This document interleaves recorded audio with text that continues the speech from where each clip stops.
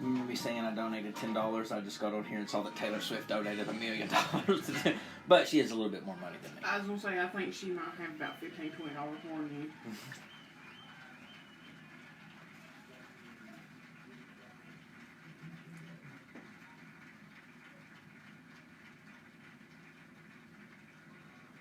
Oh my God, it's been that time, ain't it? Yeah.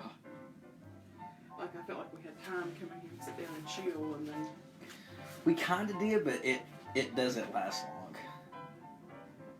And it's so, like, where I can't come home and take a nap before the show now. Like, I feel like I have to sit over here and just not do anything for a few minutes.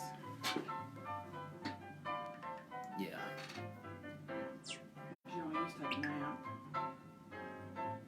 for the show. It was so nice.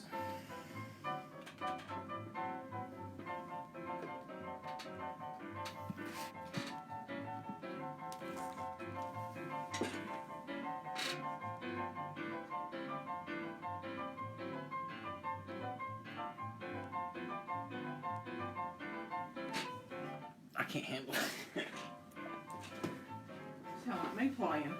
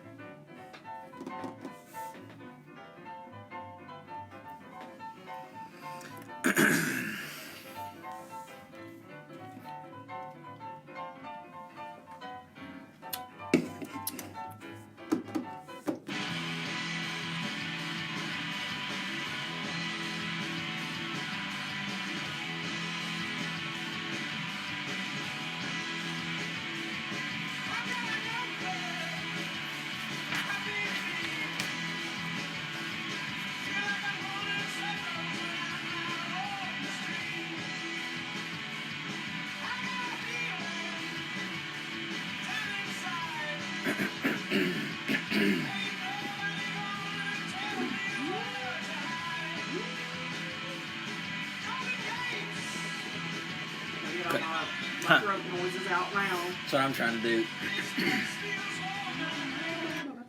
What was that? The views expressed on this program are not necessarily the views of Lexington Community Radio or its board of directors. The views expressed are solely those of the programmers. You are listening to Off the Cuff. Now, the views expressed on this program are not necessarily the views of Lexington Community Radio or its board of directors. The views expressed are solely those of the programmers. you are listening to Off the Cuff. Now, here's your host, Adam Banks. I hope we're on the air. Welcome everybody to Off the Cuff. I am Adam Banks coming at you live from Lexington, Kentucky. Thank you for listening to the show and thank you for tuning in to WLXU 93.9 FM. In addition to listening to us on the radio, you can check out our Facebook live stream at Off the Cuff with Adam Banks, or you can download the Radio Lex app on your smartphone device. Man, oh man, what a beautiful, beautiful day it is in Lexington, Amber. It's days like this that makes you want to go outside, sit down, eat, just enjoy the weather. Maybe have a nice beer on a patio. On a patio, yes. It's days like this you want to sit out on the patio or sit out on the front porch. Well, I don't know about the front porch, but I'll take the patio. Or a deck, a nice deck. A nice stain deck? That Yes, would be nice. yes. Well, last week we started talking about the coronavirus. I remember opening the show and talking about maybe some things that we should worry about when it comes to people getting sick. Now the coronavirus has spread. Yeah. It's now considered a pandemic. It is. And it is now, the latest report I've heard is it's in Tennessee. Yes, we have one quarantine case in Tennessee. Things are not looking good for Tennessee really altogether. I mean, with their basketball team and now coronavirus, probably not. Well, and not only their basketball team, and not only their basketball team. I wasn't even talking about that, but that's funny. They did beat us, by the way. I know, that's why I had to be salty. Yeah, I mean, yeah. They did beat us, but not only do they have coronavirus there, but Amber, the tornado. the twister that happened in Nashville. Well, what bothered me the most about that was it happened during the night. And I feel like that's probably the time that I'm the most vulnerable, is like dead middle of sleep. So I couldn't imagine what it felt like for some of those people. Like, that's what you're awakened to, is something ripping through your house. Tornadoes touched down across Tennessee on Tuesday, killing at least 24 people. The death count is up to 24 people now, and leaving an undetermined number missing, according to authorities. Tennessee was under a state of emergency. That is sad. 24 people lost their lives. When I used to think of a tornado, I used to think of the Wizard of Oz. Just a house spinning around in a twister, and it would end up on the other side of the rainbow. Oh, yeah. But that's not how it is. No. It's horrific. It literally is. It can tear a community apart in seconds. Yep. And to think Nashville, a place that's lively and upbeat and where you see people always having a fun time, to see such disaster happen is so sad. Well, I just think that with, all of our given kind of where we're sitting at now, not only with, climate change and, obviously we've got a new virus on the horizon that we're dealing with, and now we're starting to see these natural disaster upticks again. And I just always get very fearful when I start to see these things kind of happen in threes. Yeah, it says that a majority of the deaths occurred in Putnam County, east of Nashville. County Mayor Randy Porter said at a press conference on Wednesday that 18 people were killed in the county, including 5 children under the age of 13. And he said that no additional victims were found overnight.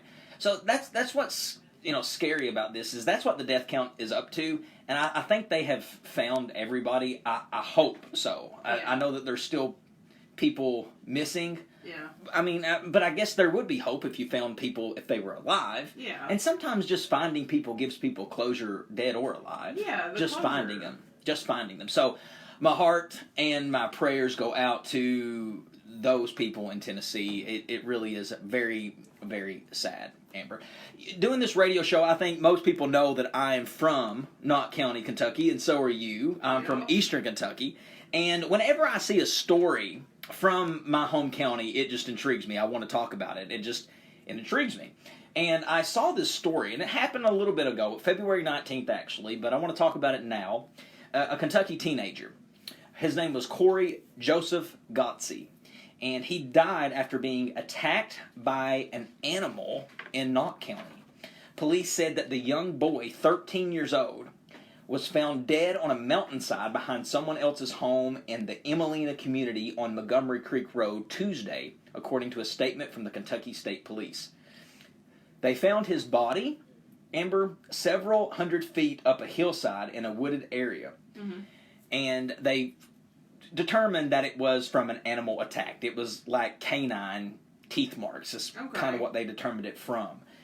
I don't know. Could you imagine how horrific that would be, first of all, to be attacked by an animal? No, absolutely not. And I've always, growing up in Eastern Kentucky, my dad used to joke around with me all the time that there was things up in the mountains that we had no idea what was up there. Oh, yeah. And now I'm realizing, he wasn't joking. No, they weren't joking. It was just that was much easier for our minds to comprehend, like, oh, boogeyman's up there. But really, it was actual, coyotes, wolves. I mean, we have a lot of elk. You don't know what is up in those mountains, No. especially if you're from Eastern Kentucky. If you grow up in a place that's a very woodsy area, and you grow up where there's a lot of woods just in general around you, you don't know what's up in them. Have you been in them? And if you've been in them, how long have you stayed up in them? So you don't know really what's out there. So it's untelling what got a hold of this little boy. They still don't know what it was. Yeah. They still don't. It could have been a coyote. Yeah. It could have been a dog. Yeah. I don't know. It's scary. It's scary. Do you have any inkling of what you think it might have been? If I was a betting woman, I would probably say that it was coyotes. I know that we have an overpopulation right now, not only in Eastern Kentucky, but I think this is kind of something that's affecting multiple regions. If I was a betting woman, I would say, unfortunately, this is probably a coyote incident. Well, police warn the community to remain hypervigilant, but do not believe there is any immediate threat. So they don't think that there's something out there lurking, just looking to attack people. They're pretty much saying this little boy was in the wrong place at the wrong time. But it makes me think about just animal attacks altogether. Yeah. You are a pet owner. I am. You own dogs, you own cats, but sometimes you hear of dogs attacking Yeah. people.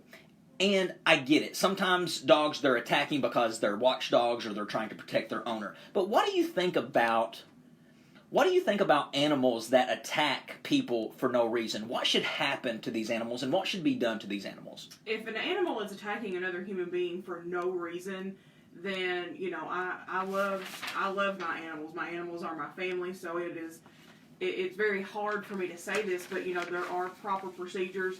We need to make sure that we check to see if this animal has any type of rabies, because that can be fatal to humans. Yeah. And we've got to think about the steps we need to take to get these people proper treatment. So in that instance, if it's an unprovoked animal attack, and it's not and this was a misconception I used to have. What do you think should have to happen to an animal if there's a suspected bite? After investigation, after finding out that it was just malicious from the animal, Yeah. that the animal just bit somebody for no reason, Yeah. I believe that's a hard one, but I believe that the animal should be. I'm going to get crucified for this, ain't I? When I say this, I'll take it. Okay. For you.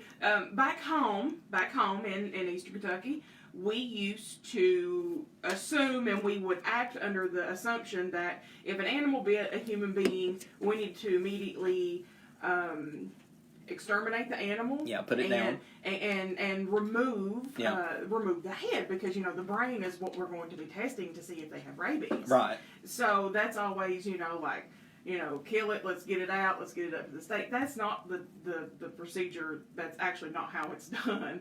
But if it's an unprovoked attack, yeah, we've got to think about the human being. Like, let's get treatment started. Let's get things rolling. So what should happen to the animal, though? Should you put the animal down? Yeah, the animal's going to have to be put down. Yeah, I agree with that. Yeah, and I don't think it's not necessarily from a medical standpoint that I think the animal should be put down, but it's a temperament issue, because this will consistently be an issue. Right. Now, Yep. if you are provoking my animal, Right. and my animal That's defends different. themselves, that's completely different. That's different. I will not put my animal down, and I will fight you every step of the way legally to ensure that my animal does not get put down. I agree, and I do agree with you. If it is the dog just deliberately, maliciously attacking the human being, then yeah, the dog needs to be put down, because there is a mental issue with that dog, because dogs aren't ferocious like that for no reason. No. They're not ferocious like that for no reason. So yes, they should be put down. And I'm glad that you say that, because I feel like that sometimes we live in a society where we can watch a movie and watch people get slaughtered and their head cut off, but somebody steps on the paw of a dog and everybody goes crazy. They're like, oh. Well, now I am that person. Did you see that poor little puppy?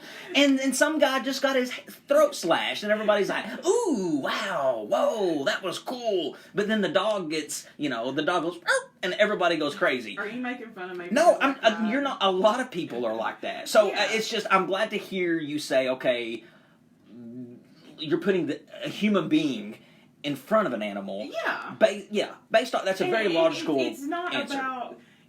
It's not about which life matters most, because in my eyes, I think a life is a life is a life, and I am not in any position to take a life, whether it be from a human or whether it be from a canine. That's not my.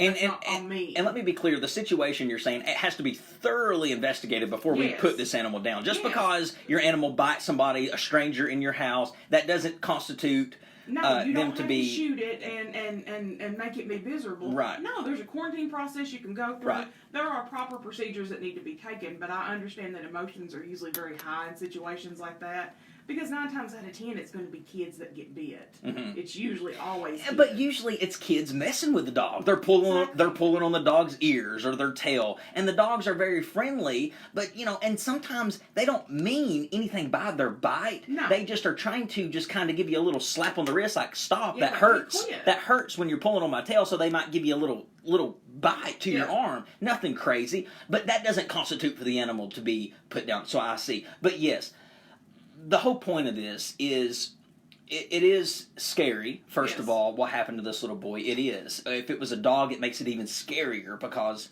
dogs are everywhere.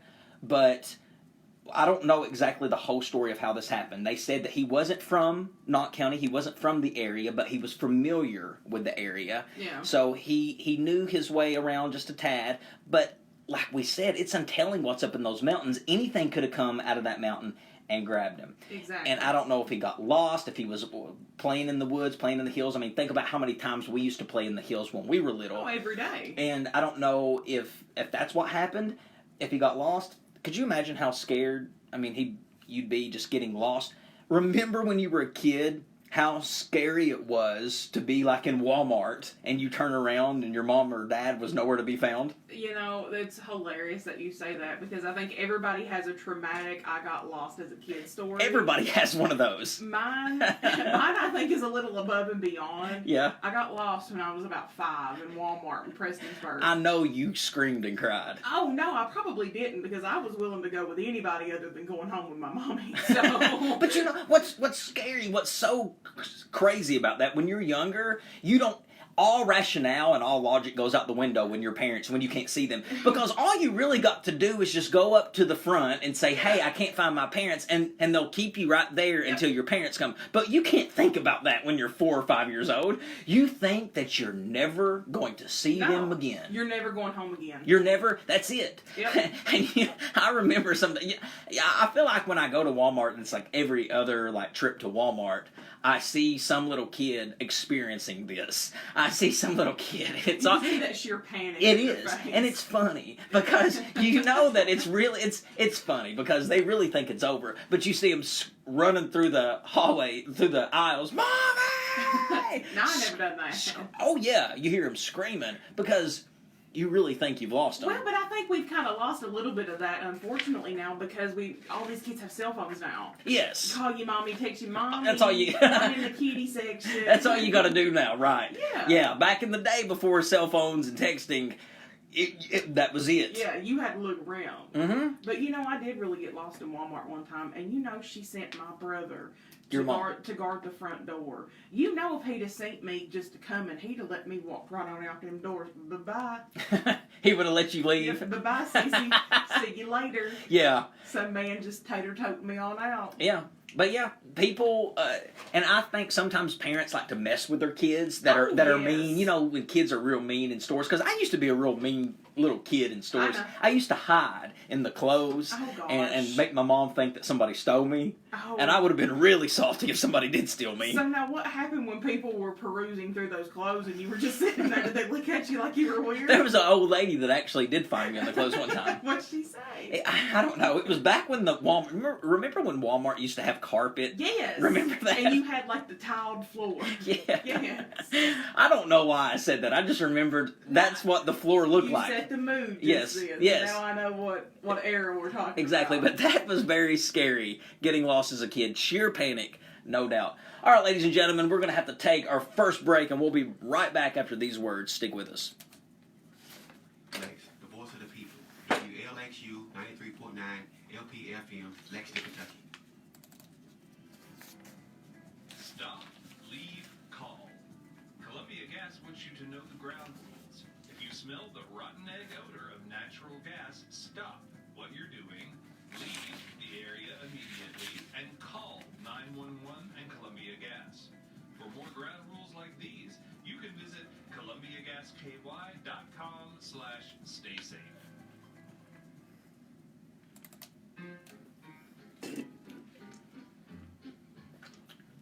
In partnership with Lexington Community Radio and Transylvania University, the Lyric Theater and Cultural Arts Center dedicates a brand new recording center to the late local broadcaster Alex Williams Jr. The Recording Center is a beacon for the Lyric's ongoing oral history projects, which highlight the rich history of the theater itself and the East End community.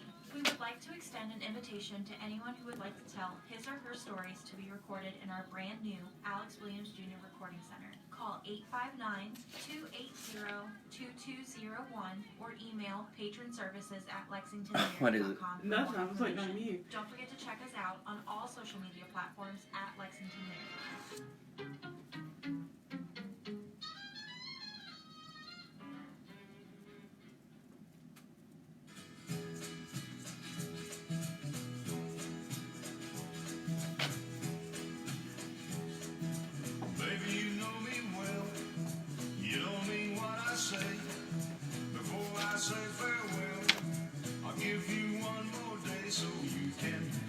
Welcome back, everybody, to Off the Cuff.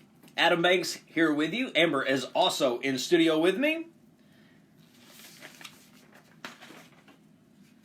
Amber, I don't know how familiar you are with daytime television, because we talk about daytime TV from time to time. Every now and again. Every now and then. We talked about Jerry Springer and Sally Jesse Raphael and Ricky Lake and all those great shows that are on daytime TV. But when all of those shows went away, when Ricky Lake and Jerry and Jenny Jones, when all of those shows went away, which is a sad day, by the way, that those shows don't exist anymore. But when all of those shows left, they had to be replaced with something. And one of the things that they were replaced with was courtroom TV shows. Yes. Courtroom TV shows. I'm talking like Judge Judy, Judge Joe Brown, Judge Mathis, Judge Mills Lane, and now even Judge Jerry, because Jerry Springer now has went to from being Jerry Springer to doing his own courtroom TV show. But yes, courtroom TV shows kind of paved the way for reality TV. Oh yeah. I mean, why wouldn't anybody want to watch a judge show? It makes sense that television loves the courtroom. It's a natural setting for drama. It's with real life stakes, and it's with gripping interaction, Amber. Oh yeah. It's so fun to watch, and I really do think it might have paved the way for reality television. But I bring it up because the queen of the court, Judge Judy, is retiring after 25 seasons, Amber. She is saying goodbye to her show, Judge Judy. She says that she's done it enough. 25 seasons, she's gave CBS 25 years worth of reruns, which they're going to still show her show. Oh, yeah. Yeah, it's still going to be on the air. She's not going anywhere. No. The show is still going to be around. There's just not going to be any episodes filmed. And honestly, I didn't know that she was still filming new episodes. Oh. So that's kind of a surprise to me. I knew she was when she came out rocking that new hairdo she had. The ponytail. See, you got to think I've not watched it in so long. Well, I've probably not watched it since 2010. Well, she's had that same haircut since 1964. Looks like she's a school teacher. She does. She does. And she looks like the old woman that sits behind you in church that sings off key, too. Yes. She's that woman. But she changed her hairstyle. She now has a ponytail. Oh. Yeah. But, and that's how I knew she was filming new shows. But yeah, she's decided that 25 years as being the queen of daytime is enough. She is saying goodbye.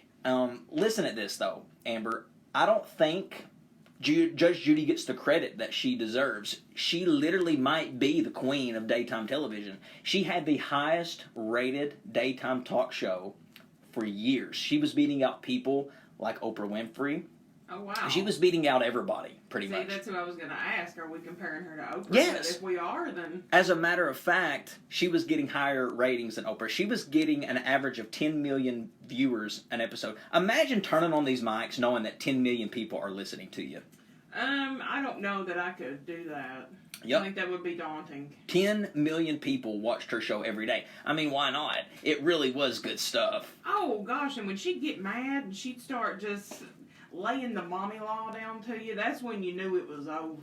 That is one woman that really I would put up against anybody in an argument. Yes. The queen of debate, the queen of intimidation. Well, she didn't really even debate with you because she would let you talk for about 5 seconds and then she could just flat out stop you. Yeah, literally. And she used to say her famous line, "Don't pee on my leg and tell me it's raining." Exactly. And she used to be, before she got her star, before she became a star and the host of her own daytime TV show, Judge Judy, she used to be a real lawyer. I mean, and she's a real judge still, but she actually went to law school, graduated top of her class while raising a family, and became a judge in New York City. And she presided over family court and became the judge in the Manhattan, in downtown Manhattan, of all family courts. And her no-nonsense attitude got her her own show.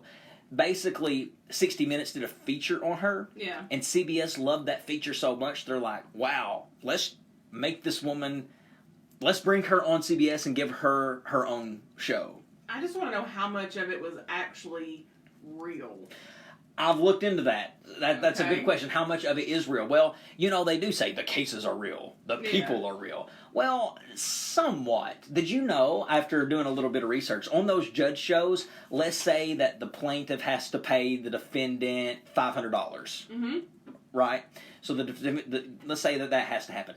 Actually, the show pays that for them.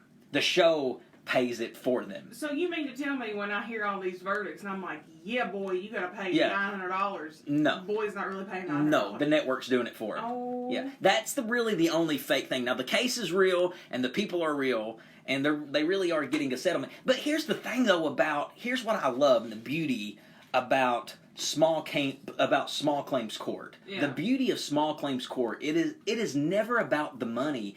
It's all about the principle. Yes. Because I have seen judge shows on TV where somebody has sued somebody for $10. They've sued over something that cost $10, but it cost them $30 to make the lawsuit. Yeah. And that just proves that it's not about the money; it's about the principle. My absolute favorite of all time, Judge Judy, and if you've not watched it, we will definitely watch this together. A lady and her husband sold photos of cell phones for $250 a piece. But the people who bought these photos thought they were buying the phones, and to hear her explanation, Judge Judy's explanation as to why these people thought, she said, you'd think you had a PhD in lying, but you're wrong. You fail. And I laughed.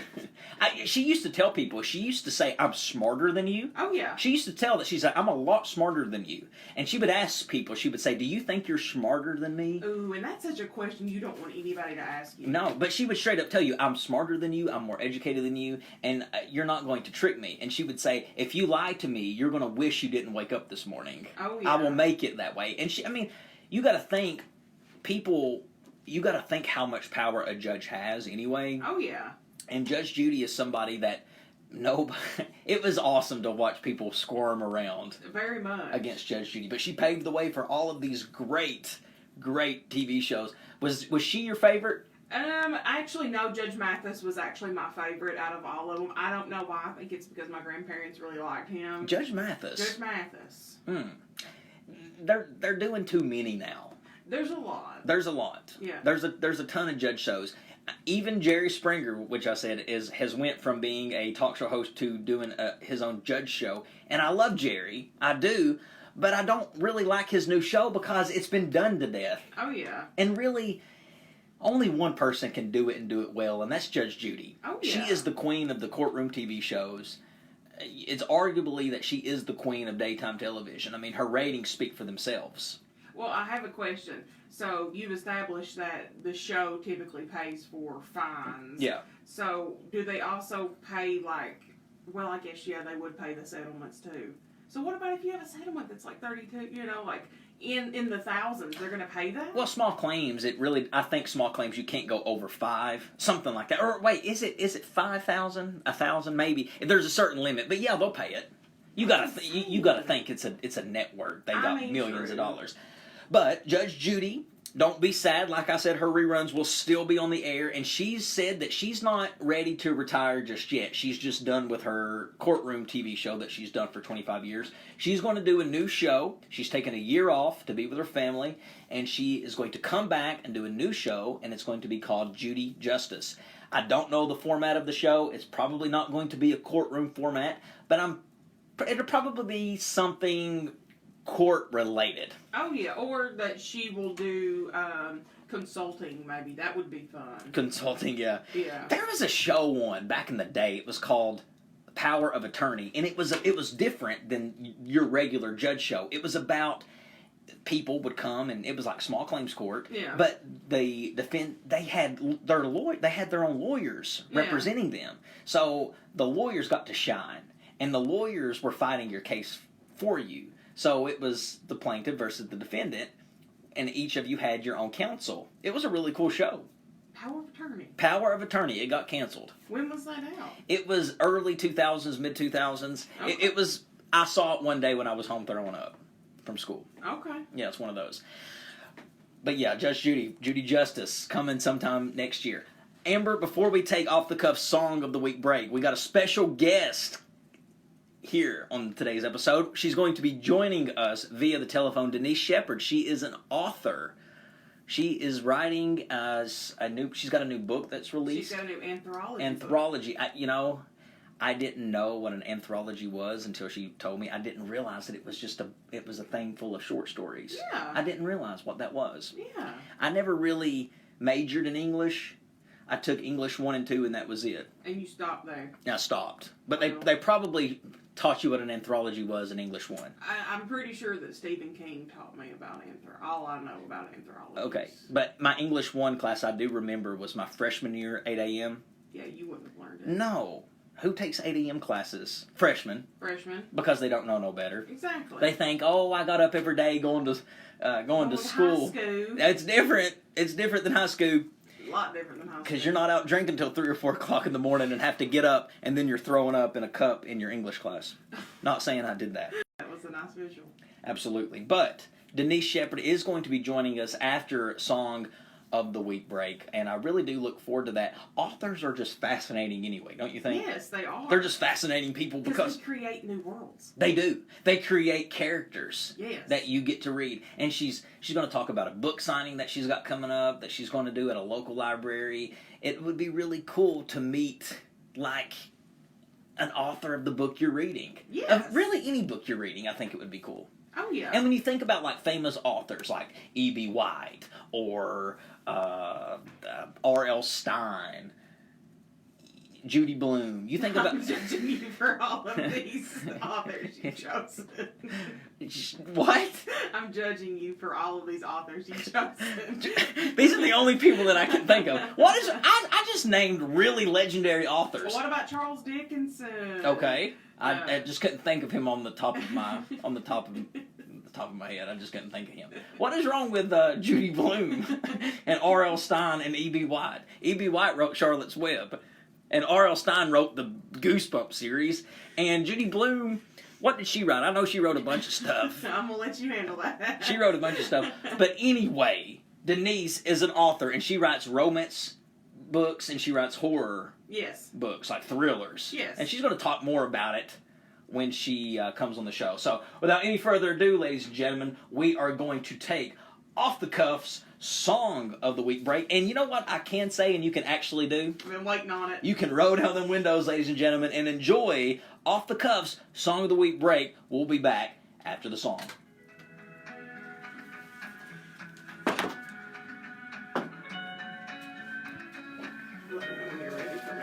Yes.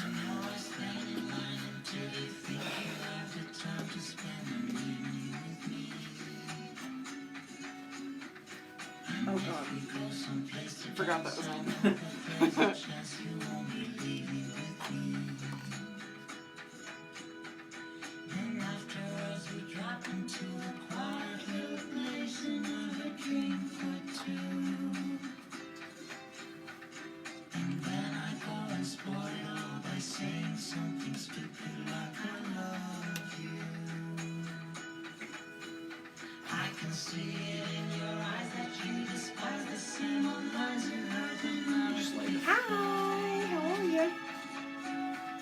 Okay, here's what I'm gonna do. I'm gonna put you on hold, and then Adam's gonna come over. Okay? You just put it down. Okay, I'm just gonna put you down. Okay? All right, good job.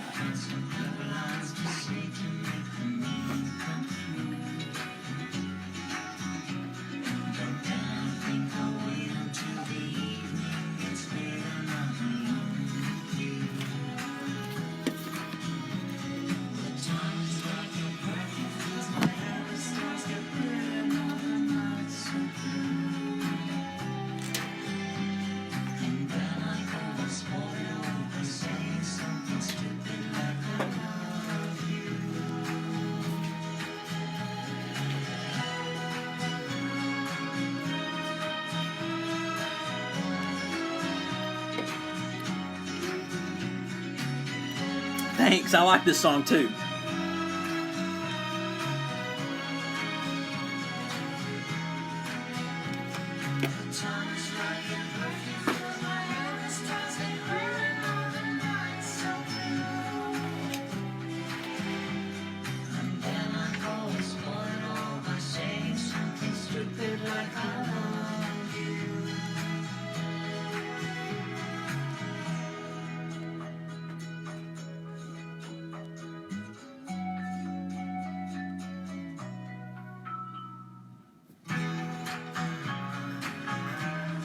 This song is called Something Stupid by Lola Marsh.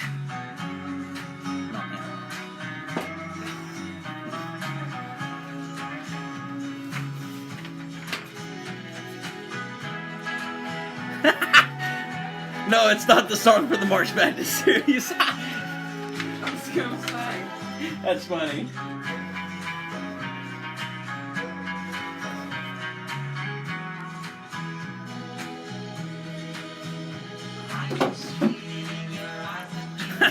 That is so funny.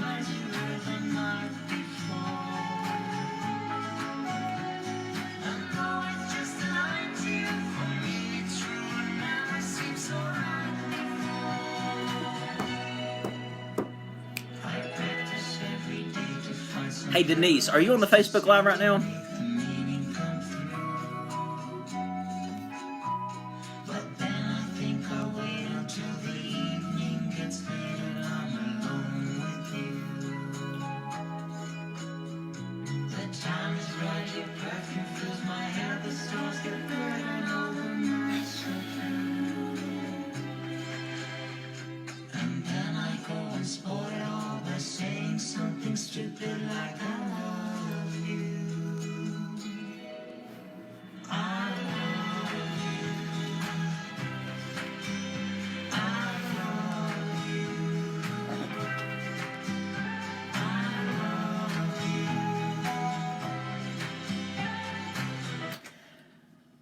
A lot of hate on this song right here. This is called Something Stupid by Lola Marsh. It's a good song, Amber. I thought it was cute. It's a beautiful song. Yeah. And, you know, this is a song that you want to roll down the windows and just drive down the road, enjoy the sunshine hitting you in the face. Because like I was telling you, Amber, before we came on the air, it's two different things when it's 65 and sunny. Yep. Because it can be 65 and very cloudy.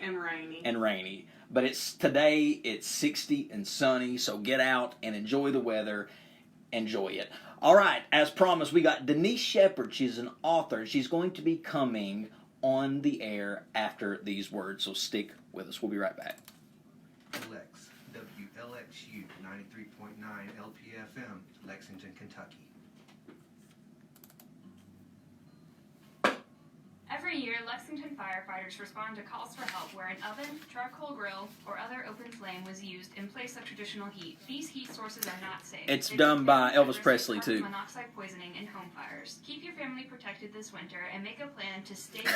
Lana said she feels like she's been put on hold listening to it. probably by me. There's a lot of what ifs in life, you know. But you got It sounds like one of those songs like people put you on hold like when you're at the bank. I thought that's usually like, what's it called? Music. Huh. Ain't that what it's called? Like elevator music? Yeah. So it's Music. critical you follow these steps. Get people and pets indoors. Turn off all air systems. Seal windows, vents, and outlets. Go to a windowless room and take a TV or radio with you. This is good advice no matter where you're from. Learn more at BeReadyLexington.com. Do you want to learn more about mental health? Then listen to our program. Healthy minds in a healthy body. It will be on the third Sunday of every month at 11:30 on Radio Lex, the voice of the people. This is an initiative between The Academies of Bryan Station High School and Fayette County Public Schools.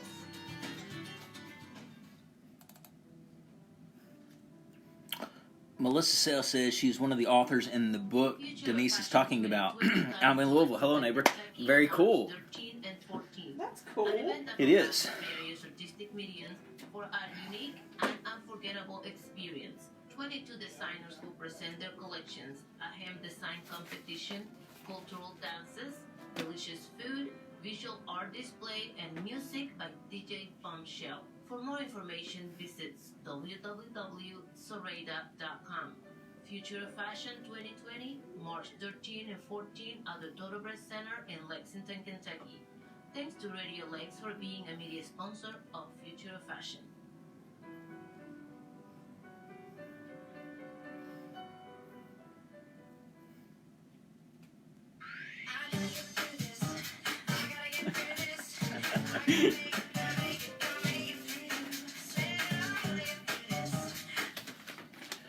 Welcome back, everybody, to Off the Cuff. Adam Banks here with you. Amber is also in studio with me. I'm throwing all kinds of bangers out. Bangers, because it's sunny outside, I'm telling you.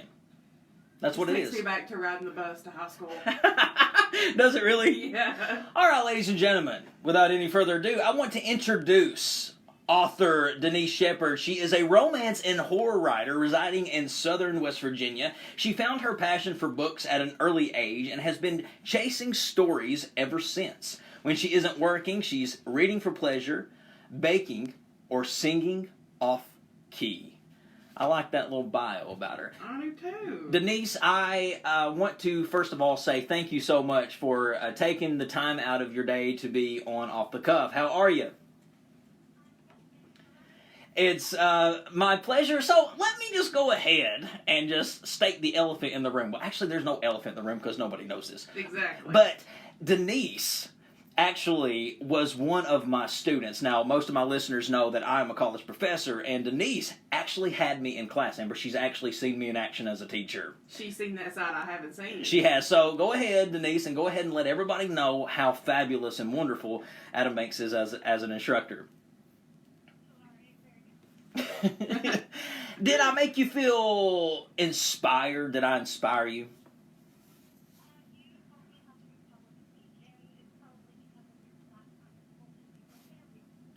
Well, and it's two different things, isn't it? Writing and speaking, wouldn't you say, is two very different things?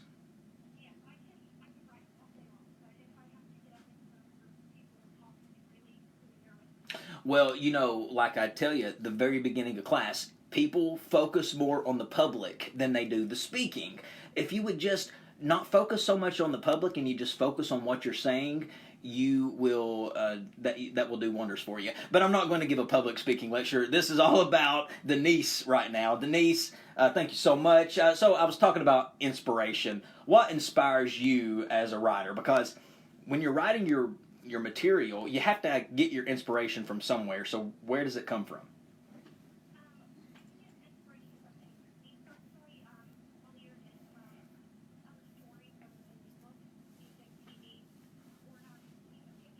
Yeah. A picture says 1,000 words. Yeah, and that's the thing. So does a reader have to have a good imagination to enjoy a book? Mm-hmm.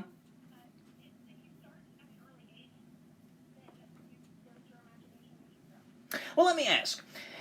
When you write your material, do you have a particular place that you want to go and write? Do you want to sit in front of a window? Do you like to go in front of a lake? Do you like writing at night? Do you like writing in the daytime? Where do you like to go, and when do you like to write?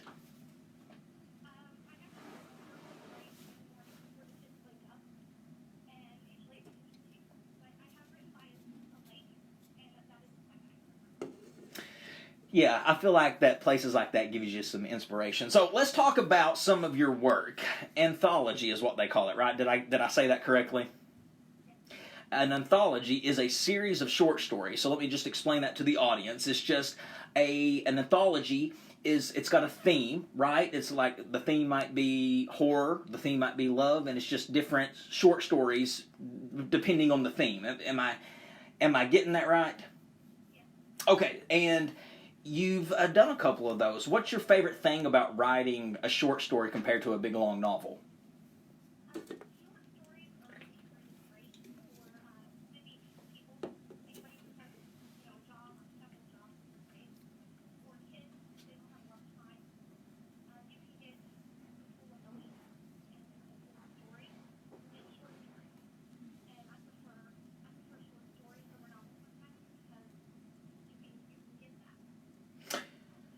So, just looking at some of your work here, Love Dust, which is love stories, not all romance, but your story is romance.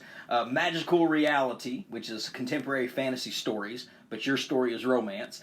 At Death's Door, which is a story about death and dying, and your story that you've got in here is a horror story. And that's actually the newest project that you're working on, correct?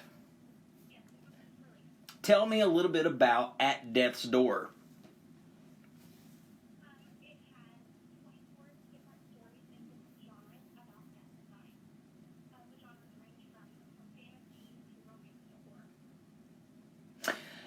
what made you want to cover this topic? We have tried different topics in the past, but we bounced a few ideas back and forth. But we were both really excited. We had wanted to do this every since it didn't work out, and we saw the death and dying, and we both really enjoyed that topic. We don't have anything to do a lot with dying. I'm fascinated with death, and Amber is too. Don't give me that look. Don't give me that look. You're fascinated with death too. And I think everybody somewhat is fascinated with death because it's something that happens to everybody, right? Everybody's going to die. So do you think that... Well, let me ask, while writing something like this, do you get crippling fear? Like, where you're constantly thinking about death? Are you getting scared at all? Like, thinking about it too much?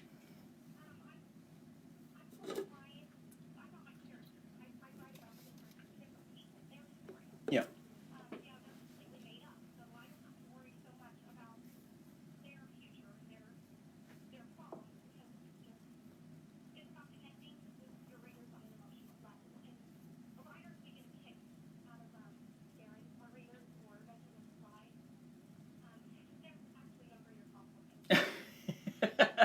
Why?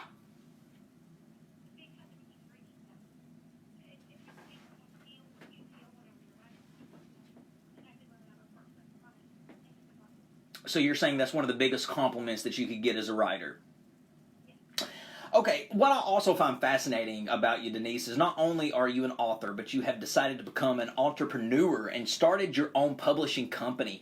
So this is really interesting for people who are out there maybe thinking about publishing their own work. They could actually possibly get published through your publishing company. Your publishing company is it's called Pixie Forest Publishing. Tell me a little bit about that and how that got started.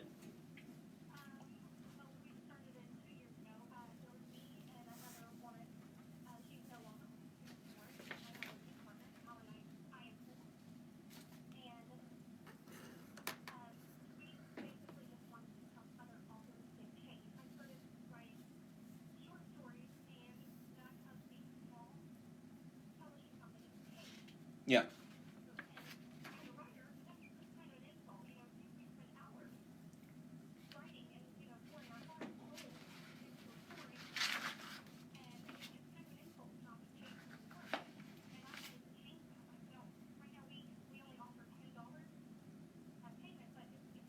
It is. Okay, so if I want to, or if anyone listening is wanting to get published, they can possibly come to you, correct? Now, tell me about how that process works. Right now, we are only accepting short stories for our open call submissions. We just closed for submissions for our next anthology, Utopia, and we will be opening within the next couple months for a different theme that we have not announced yet. And you can locate our theme on our website and write stories in that theme under any genre and submit to our website for consideration. That is amazing, and and folks, it's not something that's just easy to do. You just can't. It's not one of these publishing companies that they're just going to publish anything that they get. Denise is very serious about this because I thought I could weasel my way into getting a story published, and I was like, "Hey, Denise, you want to publish me?" She's like, "Hey, if it's good enough." She did. I mean, she flat out told me that, and she said, "You can." She told me what she's telling everybody right now. You have to submit it to get it looked at. I mean, they're not going to publish just anything. I think that's great, and I think that you're doing something that's just fascinating because not everybody's doing that. And I honestly think that authors are some of the most interesting people in the world, and you are providing people a platform and providing people a service to get published, and you're giving people a chance. I love it. So I'm going to have all of your information. I'm going to have it all posted to the podcast. But just go ahead and tell everybody how they can find more information out about you and about your publishing company. You can go to either website, either pixieforestpublishing.com or DoniseSheppard.com, and you can pretty much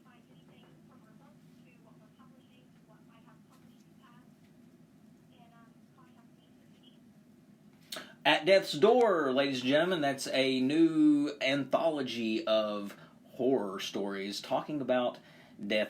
I can't wait to get a copy. And speaking of, where can I get a copy of this new anthology?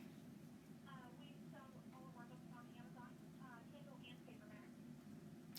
Kindle and paperback. Hey, let me ask, are you going to do a, what do they call those, Amber, audiobooks?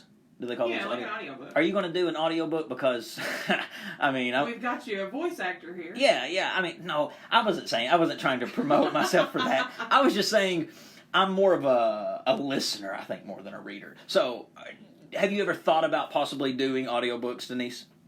I have considered it in the past. I've looked up, where I need to go and what I need to do, and I've definitely considered doing the audiobook. Love it. Well, there you go, ladies and gentlemen. That's Donise Sheppard. I want to thank you so much, Donise, for taking your time out to come on and promote the book, promote yourself, and promote that publishing company. I think it's good stuff. And come back. Don't be a stranger here on Off the Cuff. Thank you for I know that you're a big fan. I am. I enjoy the show. It always makes me laugh. So let me ask. You have me and Amber here. Amber, say hi. Hey, Donise. Who's your favorite?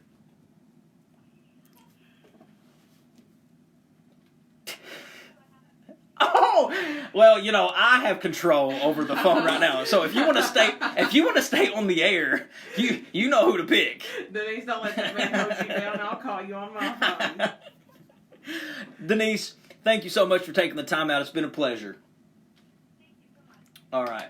That was Donise Sheppard, ladies and gentlemen, an author. Check out her stuff at pixieforestpublishing.com or DoniseSheppard.com. You can find Pixie Forest on Facebook, Twitter, and Instagram at Pixie Forest Pub.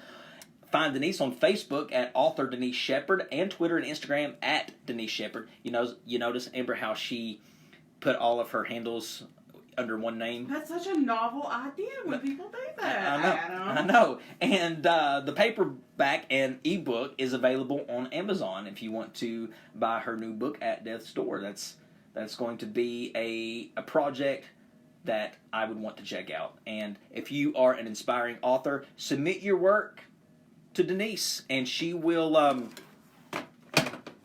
Donise hung up on me. She must have picked you as her favorite. Submit your work to Donise, and she'll check it out and see if it's worthy to be published. All right, ladies and gentlemen, we're going to take one more break before we come back with our last segment. Stick with us. Every year, Lexington firefighters respond to calls for help where an oven, charcoal grill, or other open flame was used in place of traditional heat. These heat sources are not safe. They put families at risk of carbon monoxide poisoning and home fires. Keep your family protected this winter and make a plan to stay warm safely. In case of a fire emergency, dial 911. This message brought to you by the Lexington Fire Department. There's a lot of what ifs in life, but you got no worries if you know where to go. That's me a while back singing about how to shelter in place. The officials at CSEP want you to be safe in an emergency, so it's critical you follow these steps. Get people and pets indoors. Turn off all air systems. Seal windows, vents, and outlets. Go to a windowless room and take a TV or radio with you. This is good advice no matter where you're from. Learn more at BeReadyLexington.com.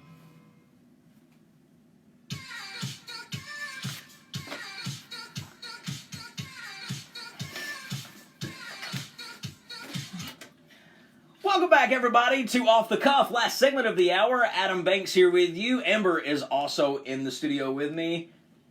Great song. That is Lady Gaga's newest song, Stupid Love. Lady Gaga, I don't think, has ever released a dud. Well, I mean, she had a whole album that people kind of said was not art pop. People weren't very fond of that. This is album. very old school Lady Gaga. This is 2007 Lady Gaga. It is, the Just Dance, the Yeah. poker face Lady Gaga, yeah. Because she goes through phases. And Yeah. I think she tries to please all of her fans, so she plays different music. So, Amber, I've known you for years, so I'm pretty sure that you're not Catholic. Or, you don't practice. I thought about it one time, but no. Okay. So, Lent is apparently in now. Yeah. Lent season is in. And Lent is when you, and I don't know the rules because I'm not Catholic, but... Now, I did participate in Lent 2 years in a row. So that's what I was going to ask. Is Lent something you can participate in if you're not Catholic? So at the time when I was participating in Lent, I was actively going to the Catholic Church. Yeah. Now, becoming a member of the Catholic Church is not as easy as, just strolling in and saying, hey, I'm Catholic. Yeah. There are, a few things you got to go through. So as far as it being, you can do it and not be an actual member, I like to think, yes, if you're focusing on, I guess, the teachings of Catholicism. So when I did it, I had a good friend who, has been Catholic her whole life, so she kind of held my hand and led me through it. Yeah. So it was easy for me to do it, but I do see that a lot of people do it just for giggles.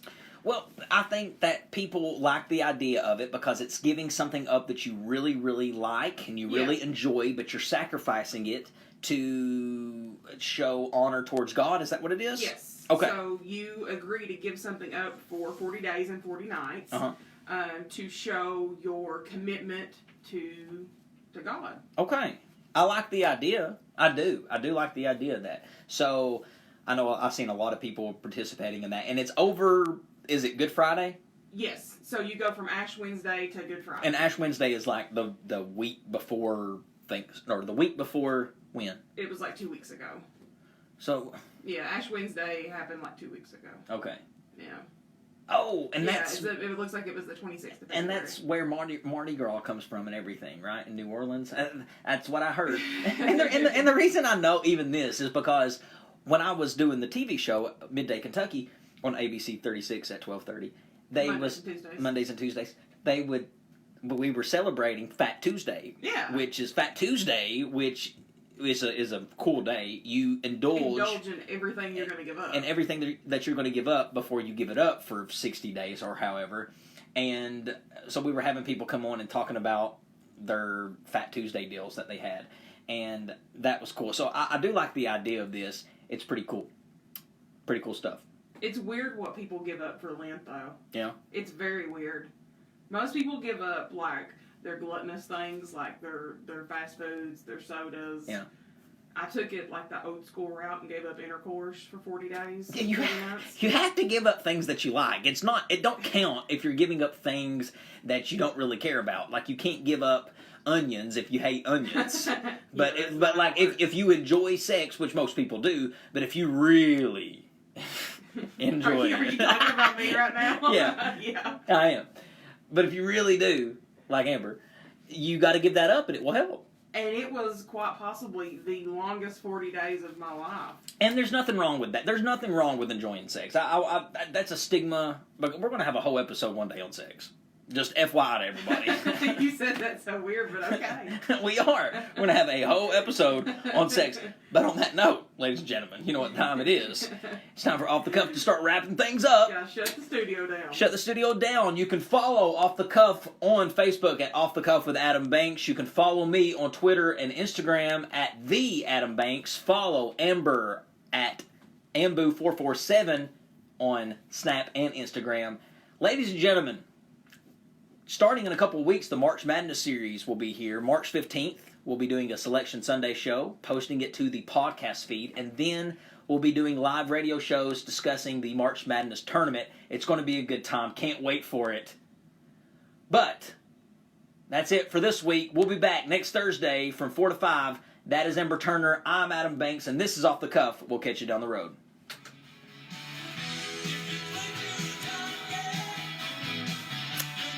All right, thank you guys for listening. Appreciate it. See you in the next episode.